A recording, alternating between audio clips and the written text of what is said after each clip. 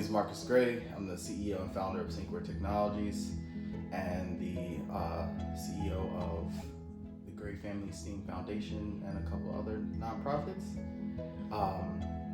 My primary business is Syncware Technology, a digital product and design firm. I came up with the idea when I was about, 16.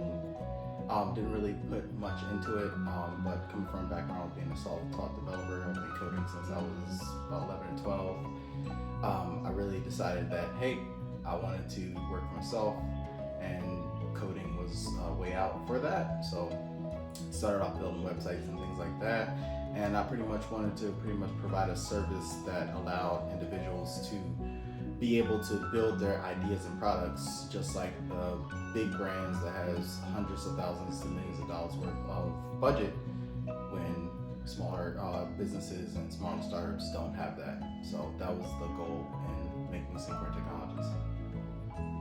Well, my key driving force to become an entrepreneur is a mixture between my mom and dad. My dad has always been an entrepreneur, from Mike's Water Ice to his clothing boutique and a number of other things that he did, as well as my mom running her own cleaning service. I really saw how they were a lot happier when they weren't clocking in, and I pretty much started down that path.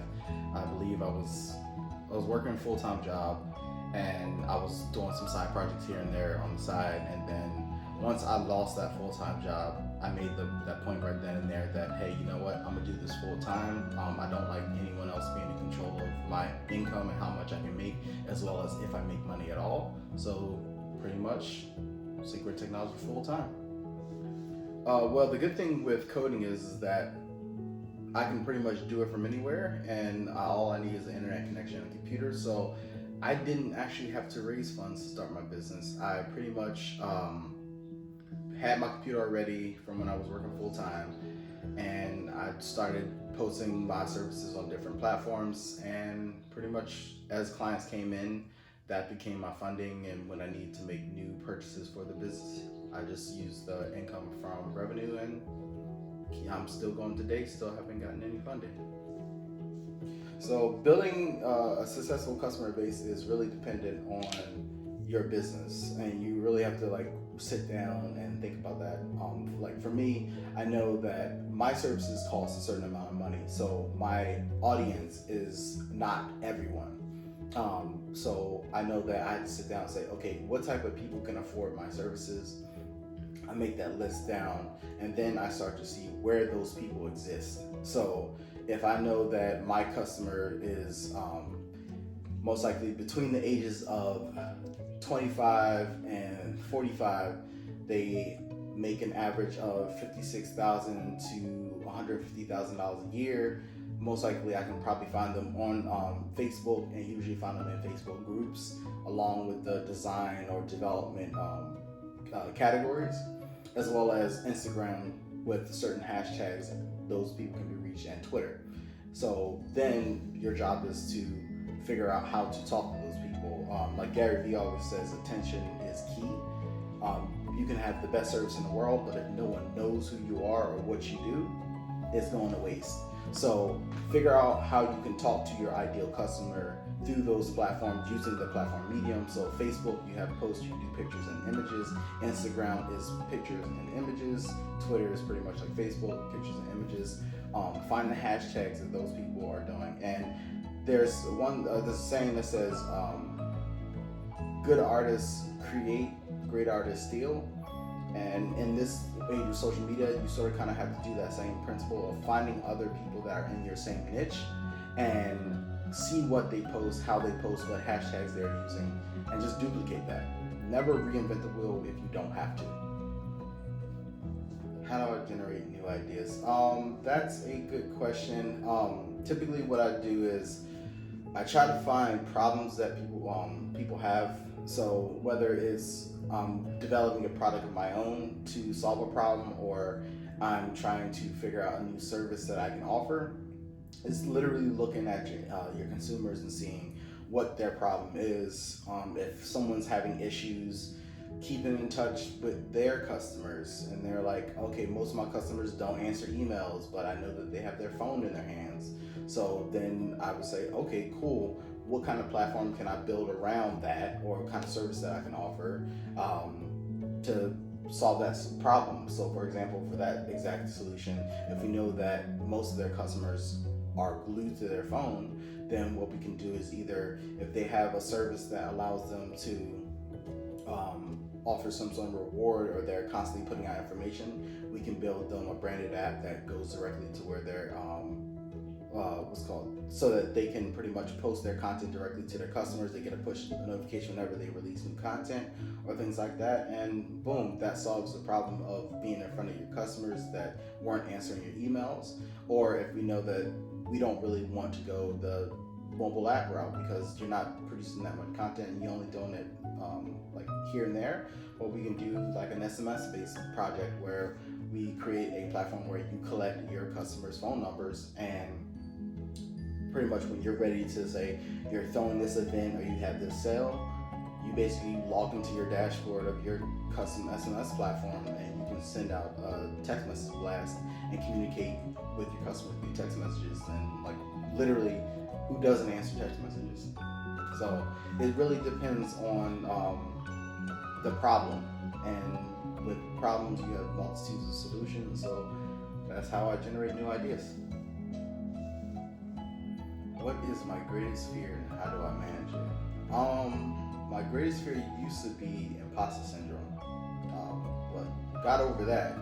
And then I really understood that my fear is leaving this world without leaving an impact.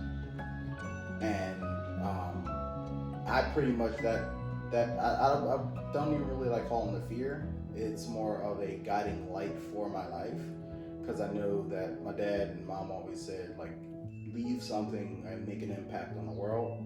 So that's something I always try to live by. And the way I manage that is essentially, every day I wake up, I just ask myself, what can I do with the skills that I have to make the world better? Whether it's a product or a service or some sort of organization that I can create, or even help an organization doing a certain thing that is making the world better, how can I help? And that's pretty much become a foundation of just the way I do business in general, of not how much you're going to pay me, but how can I help you make an impact? Some key activities that I would recommend for entrepreneurs is definitely reading. Reading is crucial because that's pretty much how we all learn. And there's not a lot that you can't find, whether it's in a blog post, in a book, or even if you're not reading it in some sort of video format or audio format. Constantly learn, because you never know what you don't know if you don't know it. And to stay ahead of the game, because not even just with technology, but everything in this world is changing so rapidly. We saw the major impact that COVID-19 had on us, whether you were already working from home or working in the office and having to work from home, and even with the education system of schools closing, and now parents that used to go out and their kids went to school have to now figure out a way for them to stay home and educate them from home. It's crucial to stay ahead of the game with reading and listening to podcasts and videos of educational nature, as well as travel. The crucial thing with traveling is that when you're running a business, you're running into a whole bunch of different type of people, of nationalities, religions, and cultural backgrounds. And through traveling, you can really understand why certain people think a certain way and do certain things. And that makes you better at providing a better service to them. So if you have the money to travel, and you don't have to go halfway around the world to do this or anything else like that, traveling to another city, another state, like, just do those simple things of just, and then like people watch, understand, put effort into understanding people and becoming empathetic. And let's see, what's a final activity? I would say remember to have fun with it and take breaks. Those are crucial for an entrepreneur. I know for me, I'm a workaholic most of the time. My fun is my work because I always say you find something that you enjoy doing that you wouldn't mind not getting paid for, that you do all day, and that's where you find happiness in the work that you do. And essentially that's what I do. Coding is fun for me, building products is fun for me, but you can get burnt out, and by constantly working, that's the quickest way to burn out. So learn how to take breaks, and learn the things that you enjoy, and you don't necessarily need to do it with a group of people. If it's just you, whether you like going for a walk in the park or going to the library to read or fishing or anything, just find your passion outside of work and do it.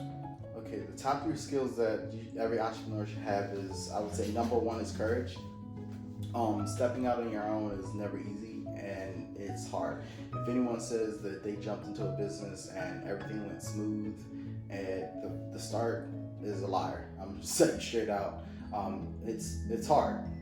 Some days you'll have clients calling you left and right or selling products left and right, and sometimes you go for weeks and months without a sale, and that can be scary, especially if you haven't had any backup finances or anything else like that. It can be very scary, and you have to have the courage to push through it, because if your first idea is, I'm going to go back to my day job, you're not going to make it as an entrepreneur. Skill number 2 is good financial management and literacy. Understanding how money works and not being controlled by it is very crucial as an entrepreneur. You have to really understand where your money leaves every day. I know there's a lot of people that will pretty much get a check and then by the end of the day it's gone. And being an entrepreneur, you can't have that, because whether you're a sole operation or a operation that has 3 or 4 employees, you have to pay your employees, you have to pay licensing fees for your business, you have to pay taxes as well as pay yourself. If you spend all that money and not keeping track of it or understanding where that money's going, then you fail. And I would say the third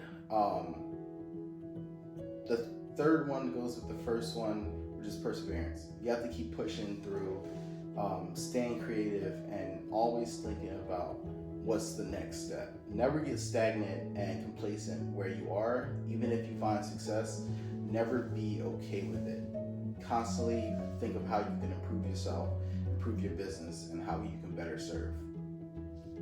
How do I go the extra mile? So with all of the projects that I take on, I try to approach it as if it was my project or my idea. And I never see myself, though I run a service-based business, I'm not working for you, I'm working with you.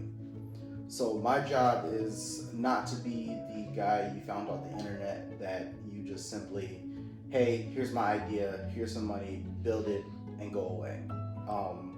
My crucial thing is to be your partner in every sense of the word for your project, whether it's helping you come up with some more ideas, whether how to make more money or how to even monetize your idea, or if I see something that may not work with the user experience or something is not intuitive enough, to really walk you through the process of how we can improve that, as well as just a natural of sometimes, people have bad days, and I know that some people always say that there's this professional nature, being human is professional.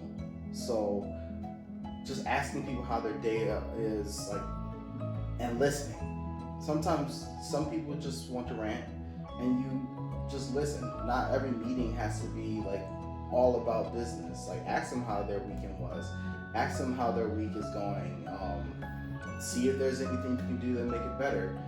Figure out how you can deliver bad news in a better way that it's not as hurtful, whether it's a feature that couldn't be implemented, or if you found another way to do it that gives the same impact.